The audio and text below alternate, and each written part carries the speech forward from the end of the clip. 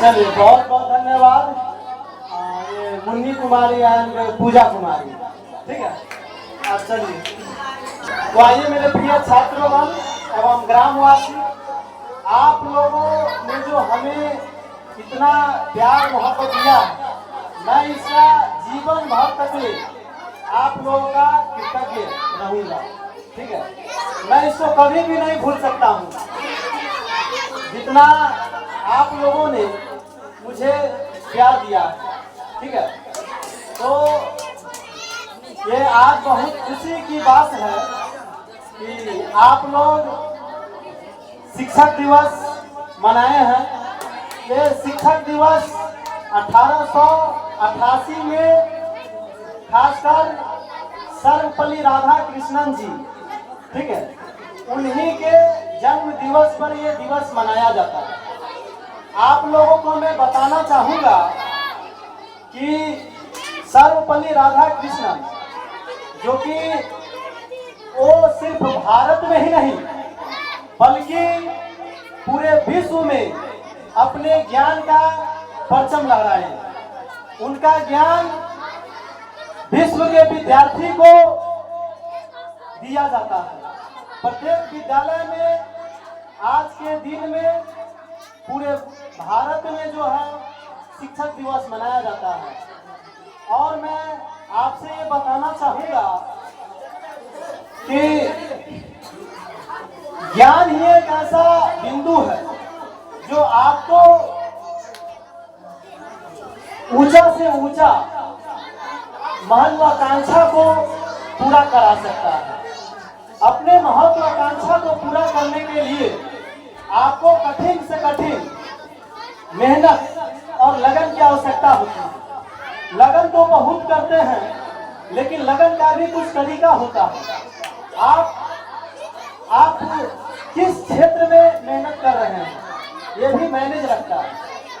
आप अगर अच्छा लाइन में अगर मेहनत कर रहे हैं तो आपको अच्छा परिणाम मिलेगा। अगर बुरे लाइन में मेहनत कीजिएगा तो उसका परिणाम भी बुरा होता है। तो खास करके जो विद्यार्थी हर चीज को छोड़ करके कहीं न कहीं पढ़ाई के प्रति जन समर्पित करता है, वो कभी भी जीवन में पीछे नहीं रहता।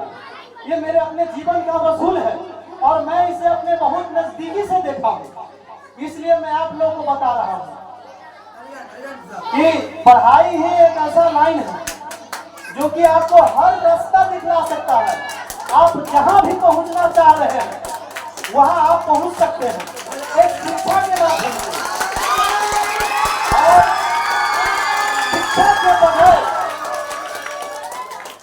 शिक्षा के बगैर अगर आप चाहिएगा कि हर ऊंचा स्थान हम प्राप्त कर ले, शायद ये संभव नहीं है, ठीक है। शायद ये संभव नहीं है, ठीक है। आज जितने भी देखिए, आज जितने भी वैज्ञानिक लोग या जितने भी बड़े बड़े शिक्षक लोग जो है कहीं न कहीं वो विद्यार्थी लाइफ से गुजरे हैं या बड़े नेता हैं, लीडर हैं, वो सब कहीं न कहीं शिक्षा लाइन से गुजरे। तो आप लोग शिक्षा को महत्व दीजिए। हम ग्रामवासी से भी ये निवेदन करना चाहेंगे, हम यहाँ ग्रामवासी से भी एक निवेदन करना चाहेंगे कि आप लोग भले ही एक रोटी कम खाइए, ये ठीक है, लेकिन अपने बच्चों को शिक्षा जरूर दीजिए, क्योंकि शिक्षा वो शेरनी का दूध है जो पीता है वो दहाड़ता ही है, जो खरीदता परिणाम है। इसलिए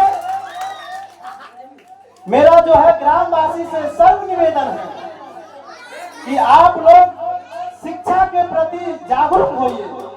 यहाँ पर हमें लगभग आपको बताना चाहेंगे कि 2021 से कोचिंग चला रहे हैं, लेकिन अभी भी बहुत अभिभावक लोग ऐसे हैं जो दूसरा काम करना पसंद करते हैं, लेकिन बच्चों को शिक्षा देना पसंद नहीं करते, ठीक है।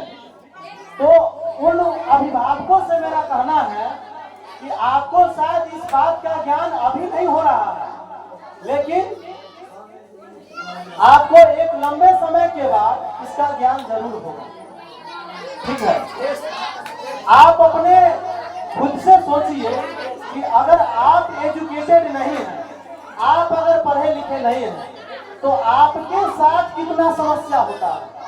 आप चौक चौराहा से लेके दिल्ली पंजाब से लेके जहां भी जाते हैं, आपको हर मोड़ पर कठिनाई होता होगा, हर मोड़ पर कठिनाई आ रहा है, लेकिन उसी कठिनाइयों को याद करके आप अपना जो भी समय बीता सो बीता उसको भुलाइए, लेकिन कम से कम आप अपने बच्चे के साथ ऐसा गलत मत कीजिए। बच्चे को कहीं ना कहीं जहां भी आपका इच्छा हो वहां पे आप अपने बच्चों को शिक्षा जरूर दें। आपके जहां भी स्कूल हो, विद्यालय हो, कोचिंग संस्थान हो, वहां पे बच्चों को एडमिशन करवाइए, बच्चों को शिक्षा दीजिए।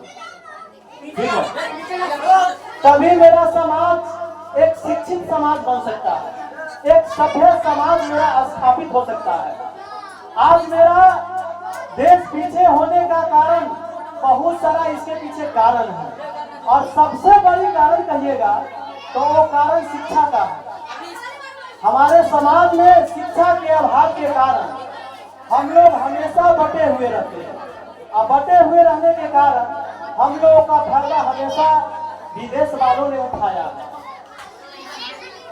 शिक्षा के अभाव के कारण ही अंग्रेज से लेकर पुर्तगाली से लेकर के अफगानी से लेकर के ईरानियों से लेकर के ये जितना भी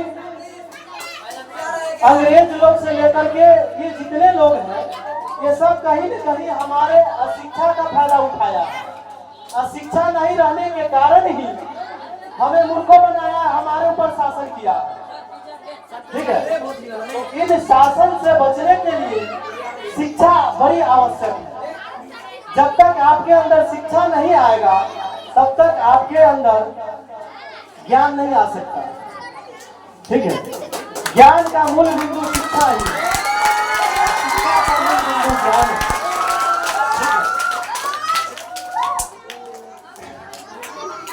कहा जाता है कि आप लोग भी इस चीज को भली भांति जानते होइएगा, भीमराव अम्बेडकर जी को कहानी आप लोग को जो यहाँ के विद्यार्थी है उन विद्यार्थी को मैंने बताया भी है, और मैं आप लोगों ग्रामवासी और अदरवाइज हर किसी से मैं ये शेयर करना चाहता हूँ कि भीमराव अम्बेडकर एक छोटे तबके से आते थे, एक छोटे समुदाय से आते थे, जिनका वैल्यूएशन एक 0 के बराबर था, लेकिन आज उन्हीं के नाम पर जो है देखिए कि संविधान दिवस मनाया जाता है, उनको संविधान का पिता कहा जाता है। वजह क्या है? वजह है उनका शिक्षा, वजह उनका शिक्षा है। आज शिक्षा का ही देन है कि एक छोटे तबके के व्यक्ति संविधान लिखे, और उनके संविधान पर सभी किसी को चलना पड़ता है, सभी किसी को चलना पड़ता है। ये बहुत बड़ी बात है।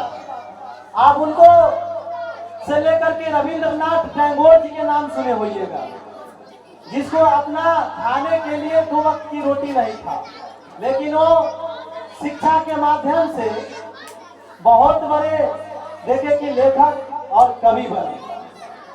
आप जो है एपीजे अब्दुल कलाम का नाम सुने होइएगा, जिनके पिताजी एक नाविक थे, एक सिंपल साधारण घर के थे, जो पेपर बेचा करते थे और पेपर बेचते थे और उसको पढ़ते भी थे, और रोजी रोजगार के साथ अपना कुछ मेहनत भी करते थे, नाव पर पाल उतारा करते थे दूसरों को, और उससे जो रुपया होता था उस रुपया से कोचिंग क्लास हो करते थे। और उनका देखिए कि विश्व में वो एपीजे अब्दुल कलाम अपना परचम लहरा रहे हैं। ठीक है, आज वो साइंटिस्ट कहे जाते हैं। ठीक है, भारत का जो है मिसाइल मैन के नाम से भी जाने जाते हैं। इतना ही नहीं, APJ अब्दुल कलाम जो कि भारत के राष्ट्रपति भी बने हो, ठीक है, मिसाइल मैन भी के नाम से भी जाने जाते हो। तो आप लोगों का आज आप लोगों का जो हमें प्यार मिल रहा है, इस प्यार का मैं जीवन भर तक में कभी भी नहीं भूलूंगा। और मेरा जीवन, एक बात आप लोग सुन लीजिए, ये मेरा सारा जीवन विद्यार्थी के लिए समर्पित है। ये मेरा सांसें जब तक चलेगा, मैं भगवान से भी प्रार्थना करता हूँ, मैं भगवान से भी यही प्रार्थना करता हूँ कि मेरा सांस जब तक चले और विद्यार्थी की सेवा में तब तक करता रहूं। मेरा सांस छूटने वक्त तक मैं विद्यार्थी की सेवा करूं, मैं आप लोगों का सेवा करूं, क्योंकि आप लोगों का सेवा में ही मेरा सर्व सेवा है, ठीक है। हाँ, क्योंकि इससे बड़ा कोई सेवा मैं नहीं समझता। इसलिए आप लोग भी हम आप लोगों को क्लास में आप लोग देखते होइएगा कि किताबी ज्ञान तो देवे करते हैं, और किताबी ज्ञान के साथ साथ हम लोग अभी कभी कभार आप लोगों को संसारी ज्ञान भी देने का काम करते हैं। तो संसारी ज्ञान भी परम आवश्यक है। हर तरह का ज्ञान आप लोगों को जो है आवश्यकता है समय के अनुसार, ठीक है, समय वाइज ज्ञान आवश्यकता होती है, ठीक है। तो जो व्यक्ति गुरु के बातों को, देखिए, गुरु के बातों को अवज्ञा नहीं करनी चाहिए। गुरु को एक भगवान का दर्जा दिया गया है, क्योंकि स्वयं भगवान आकर के कभी किसी को ज्ञान नहीं दिए। जिसको भी ज्ञान की प्राप्ति हुआ है, कहीं न कहीं एक गुरु के माध्यम से ही प्राप्ति हुआ। तो इसलिए जो है एक विद्यार्थी और एक शिक्षक, ये दोनों जो है, एक अंधा और एक होता है लंगड़ा। हाँ बिल्कुल, एक अंधा और एक लंगड़ा का हम लोगों का दोस्ती है। हम दोनों आदमी को एक सीमा पर पहुंच जाना है, ठीक है। तो जो व्यक्ति या जो विद्यार्थी गुरु का अवज्ञा न करके, गुरु के बातों पर पूर्ण तरह से विश्वास करके जो जीवन को यापन किया है, उसका उद्धार जरूर हुआ। चाहे वो भगवान श्री कृष्ण हो, चाहे अर्जुन हो, चाहे राजा रामचंद्र जी हो, ये सबके जीवन में कहीं न कहीं एक गुरु रहा है, और गुरु के बात को एक बातों को अपने जीवन में बैठाया है। सिर्फ सुन लेने से नहीं कुछ होता, इसको अपने जीवन में भी बैठा दिया, तभी आपको फायदा मिलेगा। संपूर्ण विश्वास रखना चाहिए, और जहां पे विश्वास नहीं हो वहां कोई काम भी नहीं करना चाहिए। तो आप लोगों को ये बताना चाहेंगे कि आप लोग एक तरह से मानिए तो अंधे हैं और हम एक लंगड़े हैं, ठीक है। एक अंधा लंगड़ा की कहानी आप लोग सुने होइएगा। अंधा लंगड़ा की कहानी सुने, आपको सुनाया भी है कुछ विद्यार्थी लोगों को, जिसके पाठ में आया है उसको मैंने आप लोग को सुनाए थे कि एक अंधा था और एक लंगड़ा था। और क्या हुआ कि एक समाज में रह रहे, वहां पे काफी इसके आसपास में शायद आग लग गई, ठीक है। तो एक अंधा और लंगड़ा, अंधा जो था वो लंगड़ा से कहा कि भाई आप हमें जो है, एक मिनट ध्यान दीजिए यहाँ पे, अंधे जो था वो लंगड़ा से कहा कि भाई आप आइए, आपको हम कंधे पर बैठा लेते हैं, कंधे पर बैठा लेते हैं, ठीक है। तो अंधा लंगड़ा को अपना कंधे पर बैठा लिया, और जो अंधे था उसको ऊपर से रास्ता दिखाता था कौन? लंगड़ा। कहता था दाएं चलिए तो दाएं चलता था, कहता था बाएं चलिए तो बाएं चलता था। इसी प्रकार से वो अपना पूरा सीमा पार कर गया। तो एक विश्वास का रिश्ता होता है। विश्वास आपको है तो सफलता अवश्य जीवन विश्वास रखना पड़ता है। जो भी हमारे ऊपर विश्वास रखा है मैं उसको नैया अवश्य पार कराया हूँ और कराने का काम करेंगे। ठीक है, तो इन्हीं आप सभी ग्रामवासी को एक बार मेरा फिर से नम्र निवेदन है कि आप लोग शिक्षा के प्रति जागरूक हो। आप यहाँ ही नहीं, जहाँ भी आपको स्कूल विद्यालय कॉलेज मिले, आप वहाँ पे अपने बच्चों को शिक्षा अवश्य शिक्षा कराइए।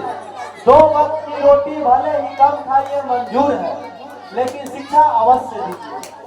शिक्षा ही आपके बच्चों को महान से महान मार्ग दिखा सकता है और महान से महान उसके अभिलाषा को पूरा कर सकता है। तो मैं विशेष आगे नहीं बोलते हुए मैं इन्हीं चंद शब्दों के साथ आप लोगों से विराम लेते हैं। जय हिंद, जय भारत, जय ग्रामवासी, जय मेरे विद्यार्थीगण, जय चक्रवर्ती सम्राट, जय पृथ्वी माता।